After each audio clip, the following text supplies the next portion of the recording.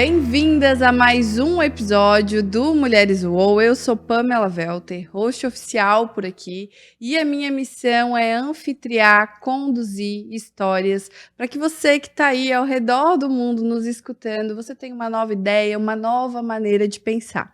E hoje eu estou especialmente feliz que eu estou recebendo uma mulher que eu já vinha dando uma namorada ali pela internet, pelo Instagram, conheço o trabalho. Sônia Farias. Para os conhecidos, Soninha, agora voinha, cada um tem um jeito carinhoso de chamar essa mulher que é contoterapeuta, psicóloga, ela é sócia fundadora do Raízes Instituto, consteladora, e nossa, e daria para colocar muitas coisas aqui no currículo dessa mulher, que com certeza uma coisa que ela tem é experiência. Ela é natural do Rio Grande do Sul, ela é casada por 46 anos, a gente pode fazer um episódio de relacionamento também, né? Sim. Ela é mãe de 3 filhos, tem 3 netinhos também, e hoje ela está aqui para conversar com a gente sobre esse universo das mulheres, e principalmente hoje para falar sobre as mulheres com mais de 40. Bem-vinda, Soninha. Querida, que honra poder estar aqui. Me preparei para estar aqui com você e realmente quero fazer desse momento um momento bem especial para essas queridas que estão nos assistindo, né? De Além-Mar, inclusive, você falou, né? Do Brasil. Sim, hoje Mulheres UOL é escutado em 31 países. Coisa linda. Existem algumas mulheres aí pelo mundo que estão escutando essa história. Eu acho que o mais importante aqui é talvez isso, trazer uma nova visão, né? Sim. De mundo, enfim. Então, de todos esses títulos que você falou aí, o que eu amo me apresentar é como conto-terapeuta. Sim. A minha história com os contos começou quando eu tinha 3 aninhos de idade. E um dia eu pensei, será que um dia eu posso viver disso? E hoje eu vivo disso. Acabei de lançar um livro, Conto da Conta. A gente dá uma formação lá no Instituto Raízes em conto-terapia e em constelação. Uhum. Mas o meu trabalho é realmente com os contos. E eu gosto sempre de contar uma história quando eu começo uma conversa. Fica à E vontade. o nosso então. assunto? O nosso assunto, a vida da mulher após os 40. Dessa Olha mulher isso. madura que está entrando aí numa fase de autoconhecimento, de descoberta. Talvez, vamos fazer a pergunta que para te depois entrar na tua história. Que eu acho que faz todo sentido, assim, para a gente, né, entrar no assunto. Eu queria saber, Soninha, se é ruim ser uma mulher empoderada. Uau! Eu trabalho há muitos anos, Pamela, com mulheres. Há muitos anos. Eu tenho um carinho, um olhar especial pelas mulheres, que eu considero realmente as mulheres maravilhosas. A mulher é o eixo. Se a mulher está bem, tudo fica bem. E realmente o meu maior público hoje está por volta dessa idade, 40. Eu trabalho com mulheres mais jovens, sim, até com adolescentes, mas essa idade é uma idade bem especial. A mulher já está, hoje, as mulheres que decidiram fazer o caminho do empoderamento, quando chegam aos 40, elas estão muito cansadas. Muito cansadas. Por que o caminho do empoderamento cansa? Então, na minha experiência de clínica, elas quando chegam aos 40 já estão tão cansadas, com doenças masculinas, estão estressadas, estão querendo um amor, parece que já passou o relógio biológico já está dizendo que está passando a época de gerar filhos, querem gerar, uma dificuldade imensa para gerar, um custo altíssimo quando conseguem gerar. Então, esse caminho do empoderamento eu tenho descoberto na clínica. E trabalhando com a doutora Clarissa Pincola Stés, do livro Mulheres que Correm com os Lobos, esse livro aqui que já está surradinho, esse aqui já é o meu 5º livro. E eu tenho descoberto, através dos contos, que as mulheres, quando chegam nessa idade dos 40, elas percebem que o dia que elas decidiram se empoderar, elas decidiram dizer eu me basto, a gente tem esse conceito de eu me basto, um dos textos clássicos do Bert Hellinger, ele fala que a mulher que trilha esse caminho, ela se relaciona com o homem e ela possui o homem. E ela tira do homem aquela masculinidade e veste nela e vai. E como a mulher é muito boa, ela é muito eficiente, ela realmente é uma referência no nosso mundo. As mulheres que queimaram o sutiã em praça pública, que tiveram que realmente lutar para hoje podermos estar, inclusive, nesse lugar, eu faço uma reverência a todas elas. Mas elas deixaram de lado o feminino. O poder maior que a mulher tem é o feminino. Enquanto ela não resgatar, enquanto ela não revitalizar esse feminino, ela fica nesse empoderamento e com todas as consequências. Então, um dia ela disse, eu me basto.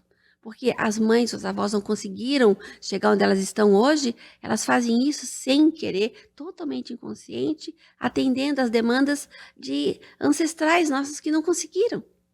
Então, a mulher possui o homem, as características masculinas, mas não consegue se relacionar.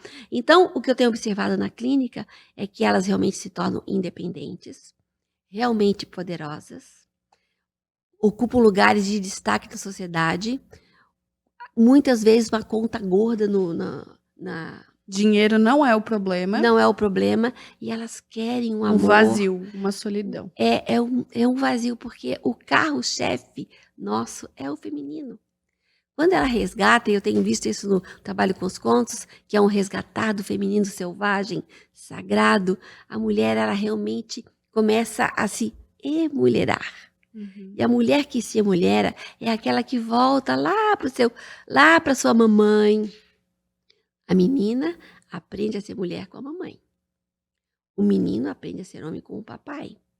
Só que nesse nosso mundo que é tão lá fora, que não é o carro-chefe nosso, nós mulheres acolhemos, o nosso DNA é relacionamento. E lá fora o poder, esse poder que é necessário e tem o seu lugar, é realmente característica do masculino. Nós podemos ter isso, podemos ter depois. A mulher que diz sim à mãe, diz sim à abundância, diz sim à sua essência. E esse núcleo, ele fica preservado. Embora ela se emaranhe, se envolve em muitas coisas, aquilo fica guardadinho. E quem vai lá e pega essa pepita de ouro é o conto.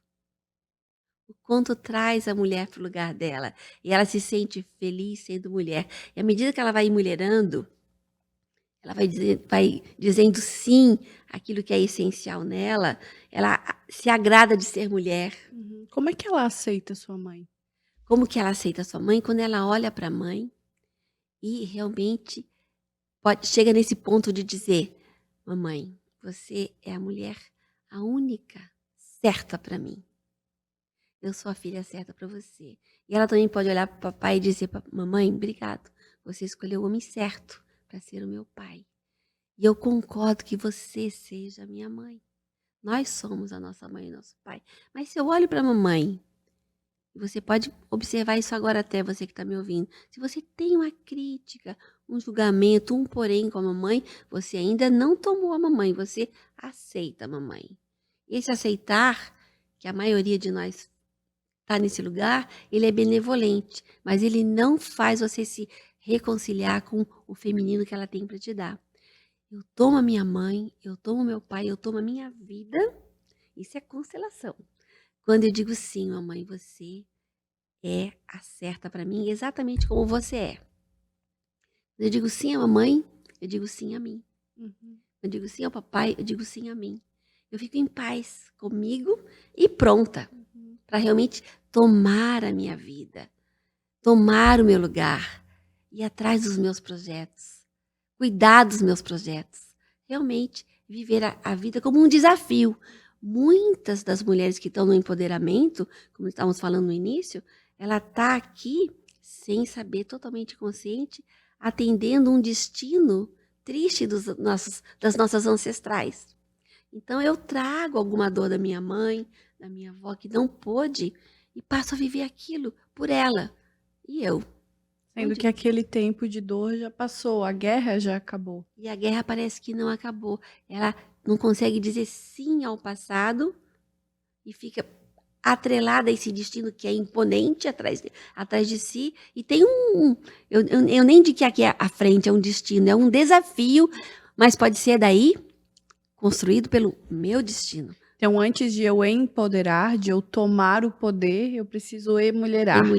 Que é eu tomar o meu feminino, que é eu aceitar a minha mãe, que é eu resgatar isso, né? A minha essência. Essa é a trilha. Sim, a mamãe, a menina se transforma. Vai olhando para a mãe, e contemplando a mãe, aprendendo com ela. E eu faço isso muito. semanalmente, nos contos e com as mulheres. E ela começa realmente a olhar para a vida com abundância, porque mãe é abundância. Uhum. O primeiro sim foi o dela, ela disse sim a você. O poder da vida e da morte está na mão da mãe.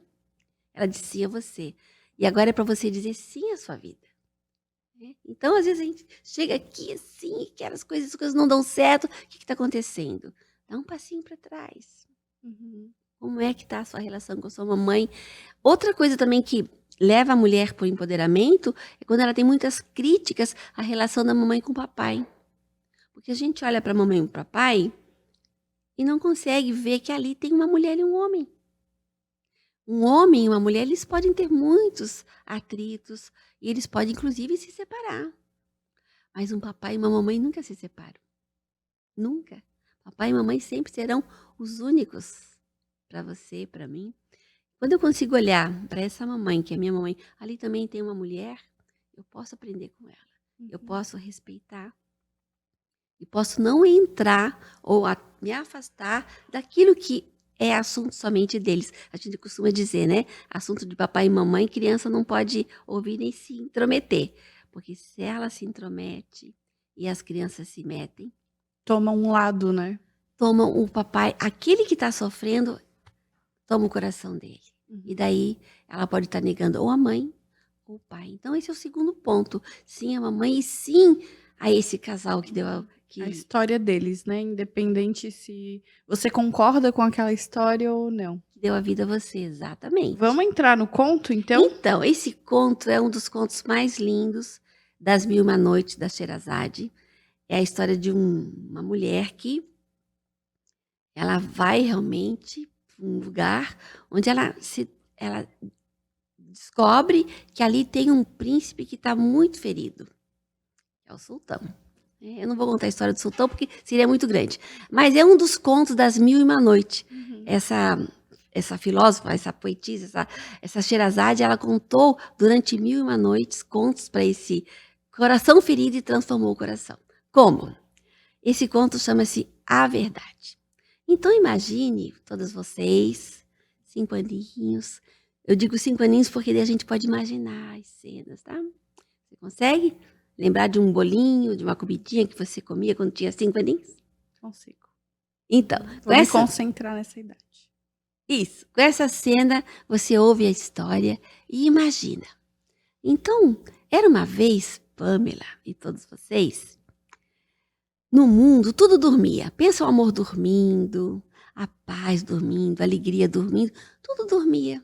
O mar dormia, o sol, a lua, mas a verdade que também estava ali dormindo, acordou. E ela acordou em forma de uma mulher. Mas assim, cheia de curiosidade, porque sabia que ali tinha um palácio que era de rara beleza, o Palácio do Sultão. Então ela se levanta com a camisola amassada, não escova o dente, não penteia o cabelo, vai toda descabelada e bate na porta do sultão. E os guardas descem, um palácio maravilhoso.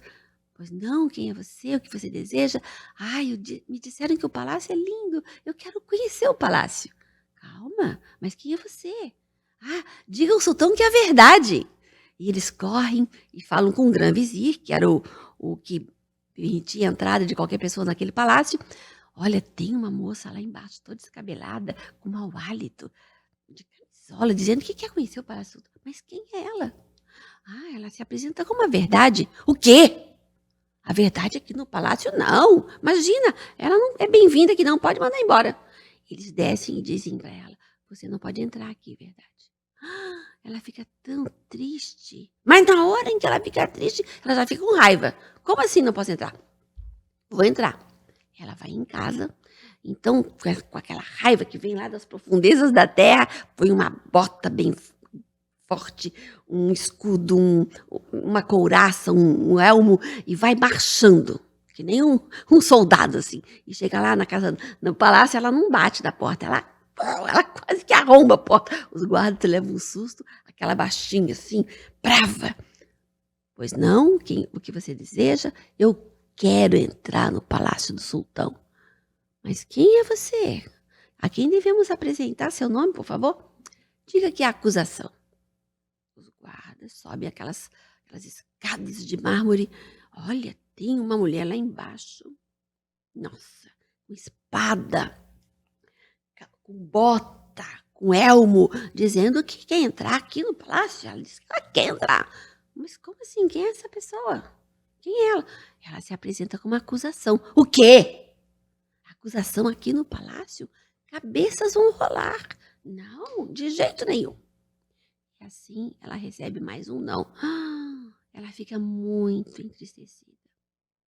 Mas à medida que ela vai indo para casa, a espada cai, a bota cai, escudo, todas aquelas armadura vai caindo pelo caminho, e ela para no meio do caminho e diz: não, eu tenho que conhecer o Palácio do Sultão, eu vou.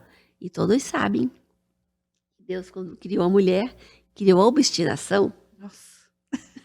Obstinada, ela chega em casa, vai para a banheira dela, toma um banho de espuma, fica toda cheirosa, arruma o cabelo, faz a sua maquiagem, se depila, põe os perfumes, um vestido fino, todo bordado com fios de ouro e prata, um chale, e ela vai andando cheia de feminilidade, sem pressa, em direção àquele palácio. Quando ela chega no palácio, ela não bate, ela faz assim.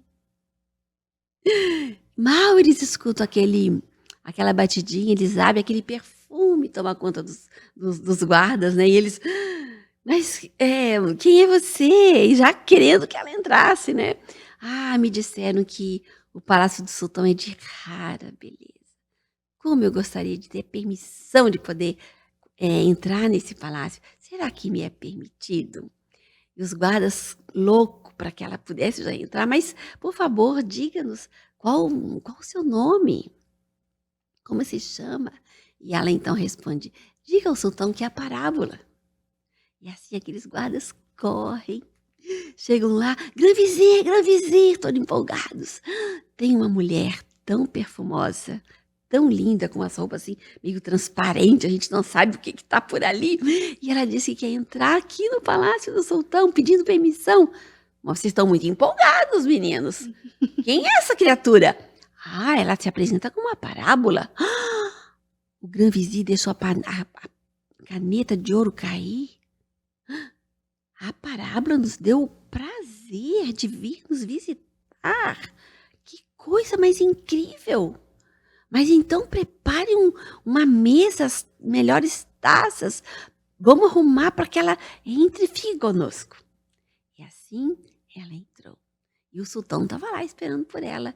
E foram 3 dias inesquecíveis. Ele mostrou todo o palácio para ela. Ela ficou tão satisfeita que ela conheceu tudo que ela queria. Ficou tão satisfeita e falou assim: sultão querido, eu sou muito grata. Agora eu quero me despedir, porque eu tenho que prosseguir o meu caminho. Não, parábola, por favor. Volte, fique mais um pouquinho, ou então retorne. Por favor, não nos prive por muito tempo da sua presença. E ela ficou tão grata. Nossa, eu realmente fui muito bem-vinda. Que bom saber que eu posso voltar. Sim, eu voltarei assim que me for possível. E assim se abraçaram, se beijaram, se despediram.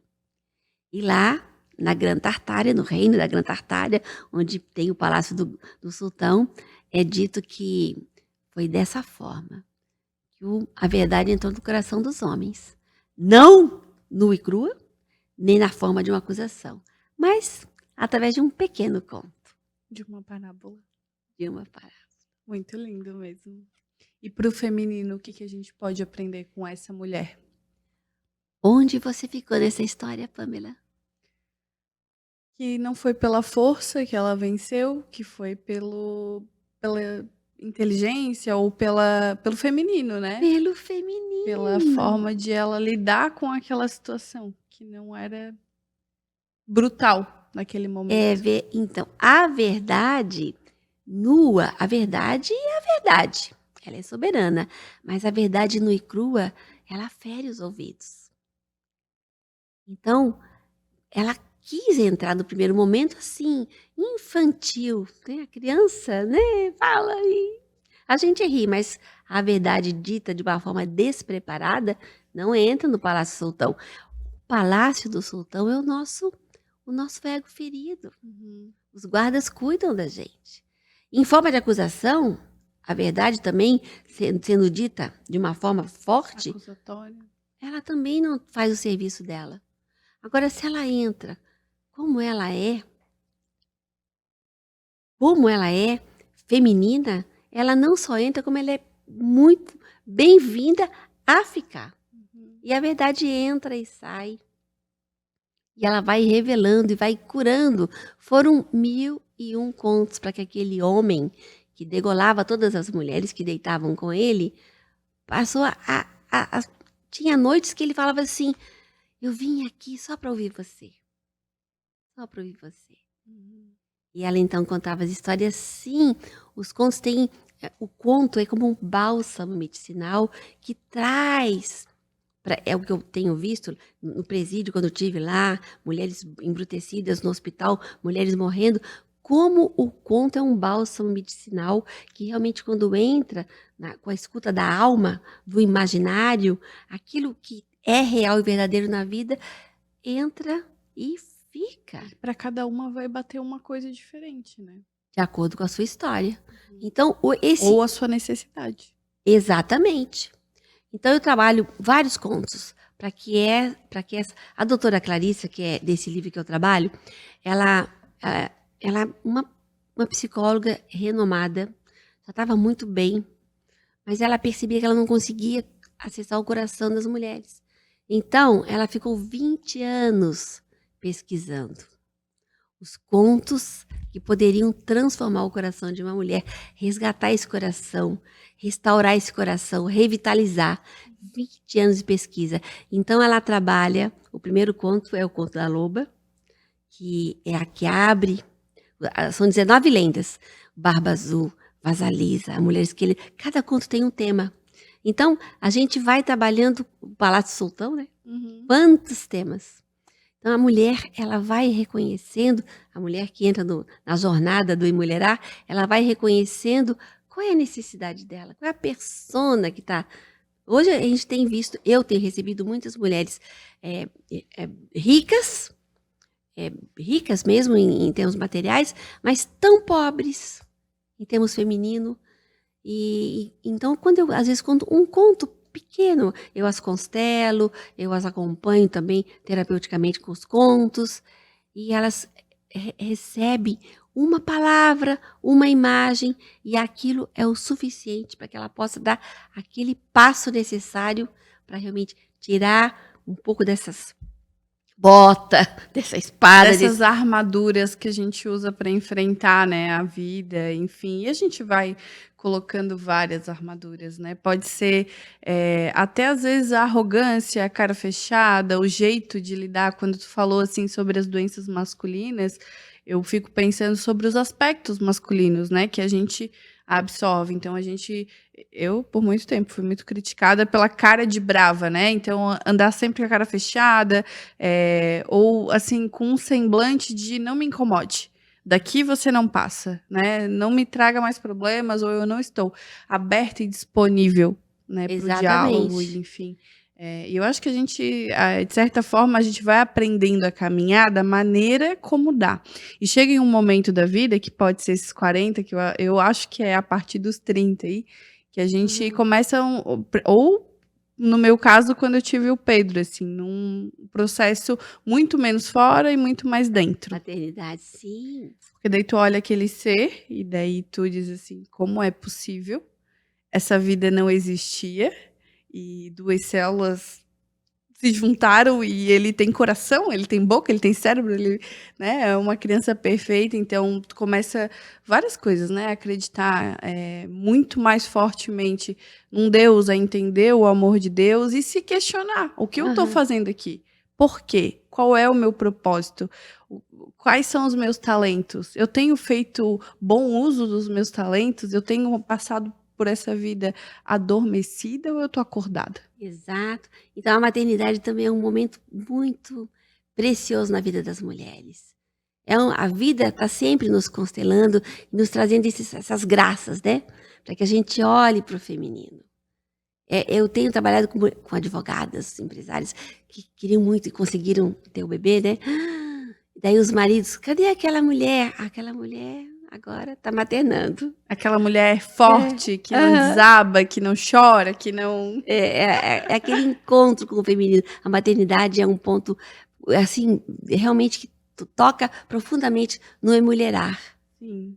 e é transformador, não tem como sair igual, né, em um dia é de um dia para o outro, literalmente. A gestação pode te mudar, pode, né, causar ali sentimentos, sim, mas a mudança brusca de repente tem um ser dependendo de ti, Totalmente. depois do nascimento, assim, eu não tenho eu, né, gestando ali sabia que eu amaria, enfim, mas o download, assim, foi quando eu vi ele a primeira vez, foi quando eu pude tocar, e hoje o amor cresceu, não Então é o mesmo amor do e é um primeiro retorno da dia. mamãe também, não é? Sim, nossa, é uma honra, eu não fazia ideia que você passou por tudo isso. Exato. Como é difícil, como avassalador, A minha essa é a vida palavra. também se transformou. Quando eu fui mamãe, como eu olhei para minha mãe de uma forma diferente, É, muito mais reverente, porque dar a dar a vida, né, sim, é é divino, sim. simplesmente divino. A vida se transforma. A gente está falando da maternidade. Eu até comentei ali no início contigo que a gente tem recebido perguntas e pedidos para falar sobre o ninho vazio, né? Que é essa mulher madura de mais de 40 que os filhos estão saindo. Uhum. Queria que tu falasse para mim um pouco o que que é esse ninho vazio, o que que a mulher pode fazer em relação a Então, isso. o ninho vazio, eu tenho por princípio, até pela minha experiência, ele não existe. Isso é uma criação da mulher que não emulherou. Então, acontece dessa mulher que queria muito, muito casar, talvez, né? E casa, queria ter filhos, e tem filhos, e ela vai o tempo todo vivendo para aquela criança, vivendo para aquele casamento, e ela esquece de si. A mulher emulherada, ela descobre que ela precisa tomar tempo. Agora atendi uma advogada, ela estava assim super ocupada com a criança, com o filho e com o trabalho, era tomada de todos os lados, e ela descobriu que ela precisava tomar tempo. Quando ela começou a tomar tempo, fazer meditação, olhar para si, eu a orientei, ela descobriu como eu preciso estar comigo. Se, se você conseguir chegar nesse ponto de que eu preciso me cuidar, para poder inclusive cuidar. Essa é um dos mantras nossos lá. Quem se ama, ama. Quem se cuida, cuida. Então, a partir do momento que você começa a olhar para você, cuidar de você, você nunca estará sozinha. Nunca. Agora, o ninho vazio acontece com uma fantasia, porque a criança ficou ocupando seu tempo, ela foi embora, cadê? Onde é que está? Ou uma viuvez, ou um divórcio. Ou um trabalho. Fica o tempo todo se relacionando com coisas. Ocupando um espaço que seria seu, botando outra coisa no lugar. O Exato. trabalho, os filhos, qualquer outra coisa que não é você. A doutora Clarissa fala que a mulher borrão de atividades. Ela fica tão ocupada com tudo e com todos que ela não percebe que ela precisa estar muito bem com ela antes de tudo.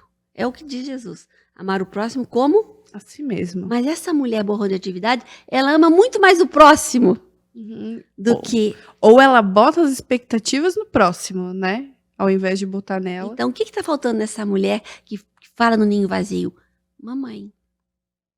Mamãe. Inclusive, nós vamos ter agora, final de semana, no dia 22 de junho, o Patinho Feio, que trata os vários tipos de mãe. Como a mulher fica com a estima baixa e fica se ocupando para encontrar o seu valor fora, com os outros, e ela faz coisas maravilhosas. Então, eu digo assim, se você é tão maravilhosa com o outro, imagine fazendo isso com você. Sim. E eu tô lembrando, assim, das várias pessoas que reclamam sobre o ninho vazio. E com certeza o caminho de tomar a sua mãe, de honrar ela, de aceitar ela com seus defeitos todos. Ou não fazer com que isso, né, seja mais importante. A pessoa mais importante é você. O trabalho que eu faço com mulheres, eu faço essa jornada. A pessoa mais importante é você. Quanto mais você se ama, quanto mais você se cuida, mais você vai amar seu filho. mais você vai amar de forma equilibrada o seu companheiro, o seu marido. Você vai olhar para o seu trabalho de forma equilibrada também. Tem um livro, inclusive, né? Hoje as mulheres estão correndo demais. Esqueci o nome do autor. Mas ele fala sobre o trabalho, a família e a pessoa. Então, primeiro eu, depois a minha família e depois o meu trabalho. E quando eu vou para a família, claro que quando temos criança pequena, eles solicitam muito a nossa presença, mas mesmo pequenininho, ele precisa desde cedo saber que a pessoa mais importante na sua vida é o seu companheiro.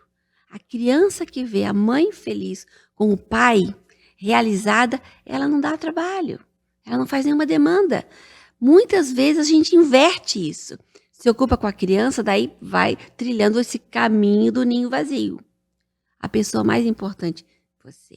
Depois de você, mais importante, Deus, claro, né? Mas Deus faz essa harmonia. Primeiro, o Senhor na sua vida, o seu tempo de meditação. Eu medito todos os dias. Acho que é por isso, esse é um dos segredos dos meus 46 anos com meu querido Dedé, né? Ele me deixou aqui, ele sempre me abençoa, eu o abençoo, e assim a gente vai seguindo. Mas primeiro, você orar-se, você ter comunhão com você, depois o seu companheiro. E filho não importa se é bebezinho ou se é adulto, o filho fica tranquilo, porque o filho que vê você infeliz, ou você infeliz com o seu relacionamento, ele não vai conseguir viver a vidinha dele, ele vai ficar olhando para você. A melhor mensagem que uma mulher pode dar para os seus pais e para os seus filhos é: seja feliz. E assim você vai atender seu filho com eficiência. A sua presença é a coisa mais importante para você. Você vai, na sua presença, entender o que está acontecendo ao seu derredor e atender com excelência. Isso é o resumo, assim, de uma forma muito simples do Mulherar. Mas é tudo, é a tríade. Se eu estou presente, eu entendo o que está acontecendo. Mas hoje nós não estamos presentes. Nós estamos super ocupadas. E queremos... Ou ocupadas ou entorpecidas, né? E daí quando a gente... Adormecidas. Quando a gente entorpece de qualquer forma, né? Comida, sexo, compras, com qualquer bebida, qualquer coisa. Vai aceitando qualquer coisa. E quando eu leio a Brené Brown, e quando a gente adormece, entorpece a dor, a gente também entorpece a luz, né? E todas as coisas boas que tinham para ser vividas ali na nossa vida. E a luz apaga. Se você diariamente não cuidar dessa luz, ela apaga. Eu preciso manter minha luz acesa. Como? Eu encontrei esse caminho. Sim. Através do meu recolhimento. Sim, o meu primeiro passo de recolhimento, eu acho que não foi em mim, foi em Deus. E daí quando a gente recolhe em Deus, a gente recolhe em si, né? Porque Deus habita. Sim. E realmente, assim... Direciona o dia.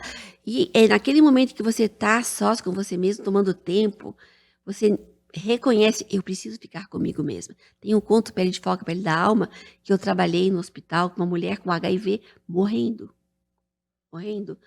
1 ano eu acompanhei essa moça 2 vezes por semana, ia no hospital, zerou HIV. Zerou. Hoje ela está bem aqui, trabalhando, vivendo a vidinha dela. Aquele conto fala do silêncio absoluto que você precisa ter com você para não ser vítima das circunstâncias. Você é protagonista da sua história. Mas se eu não dou esse tempo para mim, eu não reconheço essa necessidade. E aí eu vou para qualquer atividade sem presença. Aí eu possuo. Eu não me relaciono. Eu não converso, eu dou palestra. Sim.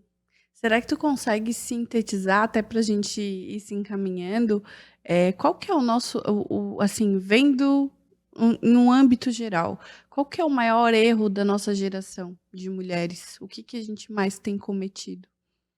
Esse momento em que ela decidiu não olhar para si. Essa é meu grande propósito de vida, fazer com que você olhe para você, você ame você, seja gentil com você, faça sua automaternagem. Olhe para você e cuide de você. Tem uma criancinha aqui que ela nunca vai, talvez nunca vai ser totalmente curada, mas ela pode ser cuidada por você. Então, enquanto eu não olho para essa criança, que realmente tem acontecido coisas difíceis, talvez com a mamãe morreu, ou a mamãe foi uma pessoa difícil, a sua relação ali primeira com a mamãe, ali que a gente aprende o amor, eu saio desse lugar de ficar julgando, acusando, cuidando de mim. Quando eu passo a cuidar de mim, né, tem um momento que a doutora Cleissa fala isso, acho que isso resume, Pamela, quando uma pessoa decide viver de verdade, ela entra no paraçutão. Ela vive de verdade, todos que estão ao seu redor também começam a viver de verdade. Porque o que acontece conosco que somos tão maravilhosos e tão disponíveis, a mulher é generosidade, ela está sempre se doando, né? Serviço, né? Sempre servindo. Quando você começa a se servir, as pessoas começam a perceber, opa, eu preciso fazer algo por mim também. Por isso, quando ela decide viver de verdade, os outros também vão começar e vão poder crescer também. Porque às vezes essa mulher que está servindo, ela impede o outro de crescer. Impede. Então, voltar-se para si, cuidar de si, se amar, você vai realmente transformar o mundo. Primeiro com você, na sua família, e esse é o meu trabalho. Quando mulheres se encontram e começam a falar sobre essas coisas, elas vão transformando. Vão transformando umas às outras. Por isso que é tão gostoso em comunidade, né? Que é uma das coisas... Realmente, e eu acho que a mulher tem mais facilidade de procurar ajuda, de querer viver em comunidade. Ela. Mas a gente tem hoje 35 mulheres no Mulheres UOL que trabalham juntinhas pelo podcast, né? Ah, é? E elas fazem ações diversas, assim, mais juntas. E é bem... esse viver de verdade e o estar ali por estar, naturalmente, a comunidade vai selecionando. Porque o de verdade, ele é a longo prazo. E o processo. E ele fica, e ele enxerga o valor para além de qualquer coisa, porque ele sente, porque ele está ali inteiro, porque ele está entregue. E o que não é de verdade, naturalmente sai. Entra, não consegue entregar e nem receber nada, e naturalmente aquilo não vai fazer sentido. E a verdade fica se você ficar na presença. E é na presença, no recolhimento, no estar com você, que você vai fazer o seu trabalho. Vai entender o que está acontecendo. E vai realmente atender com excelência. Primeiro você. Eu digo, santamente seja egoísta. Santamente seja egoísta. Boa essa frase, santamente seja egoísta. É uma boa frase para a gente botar na semana do nosso episódio. Sim. Soninha, muito obrigado pela disponibilidade, por essa calma, para ir acalmando os nossos corações. E eu tenho certeza assim, que a gente tem assuntos diversos. Se tu quiser deixar um convite para as mulheres te conhecer, fica à vontade. Sim, no meu Instagram, no Grupo Lobas, eu tenho vários trabalhos. Eu estou semanalmente fazendo mentoria com mais de 200 mulheres toda semana. Eu trabalho com conterapia, dou formação. Agora estamos no Emulherar, são 5 encontros, onde a gente apresenta os 10 princípios clássicos do Emulherar, e cada encontro de 2 horas. Agora, quarta-feira, nós vamos ter um segundo encontro, o segundo, inclusive, segundo grupo. O primeiro grupo nós estávamos com 80 mulheres em janeiro, agora estamos com 45. E nesse sábado teremos o Patinho Feio, a gente tem intensivos, um conto, às vezes a pessoa não consegue fazer um conto, a jornada, né? Um conto assim profundo, da doutora Cleissa leva 12 encontros, 13 encontros, são 3 meses, né? Mas a gente pode fazer num dia. E você passa por toda a jornada, com exercício sistêmico, com constelação. As pessoas saem realmente transformadas. Então, se você quiser saber mais, procure lá, nos acompanhar no Grupo Lobas, no meu perfil também, Sônia Farias. Ali vocês me encontram todos os dias. E vão descobrir que a Soninha aparece bastante no Instagram. Eu não sou muito disso, mas eu tô me esforçando. Também, me esforço. Me esforço. Muito obrigado. Obrigada, querida. Tenho certeza que até o próximo podcast. Até. Quem sabe falando sobre contoterapia. Quem sabe. Obrigada, querida. Até mais.